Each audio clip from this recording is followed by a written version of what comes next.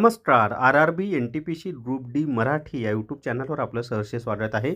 या व्हिडिओमध्ये आपण अमेरिका इराणचं युद्ध भारताच्या म्हणजे दारामध्ये येऊन उभं थांबलेलं आहे आणि अमेरिकेनं इराणची युद्धनौका भारताच्या अगदी जवळ हिंदी महासागरामध्ये बुडवली. मग ही युद्धनौका भारतामध्ये कशासाठी आली होती, ती भारताची पाहुणी का होती आणि भारताची पाहुणी असलेल्या युद्धनौकेलाच अमेरिकेनं का उडवलं, त्या सगळ्या प्रश्नांची उत्तरं पाहूयात. व्हिडिओ शेवटपर्यंत पहा. तर परिषदेसाठी अतिशय महत्त्वाची माहिती पहा की भारतातील विशाखापट्टणम येथे इंटरनॅशनल फ्लीट रिव्ह्यू 2026चं आयोजन करण्यात आलं होतं.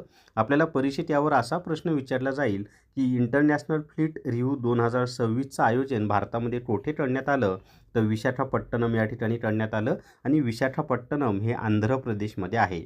त्यात सहभागी होण्यासाठी इराणी युद्धनौका इरिस देना, हे नाव लक्षात ठेवा, इरिस देना भारतात आली होती. भारतीय नौदलाचे इतर देशांच्या नौदलांशी असलेले संबंध आणखी मजबूत व्हावेत म्हणून इंटरनॅशनल फ्लीट रिव्ह्यू 2026चं भारतातील आंध्र प्रदेश राज्यातील विशाखापट्टणम या ठिकाणी आयोजन करण्यात आलं होतं. त्यात एकूण 85 जहाज युद्धनौकांनी सहभाग घेतला होता. त्यापैकी 19 जहाज या आंतरराष्ट्रीय होत्या.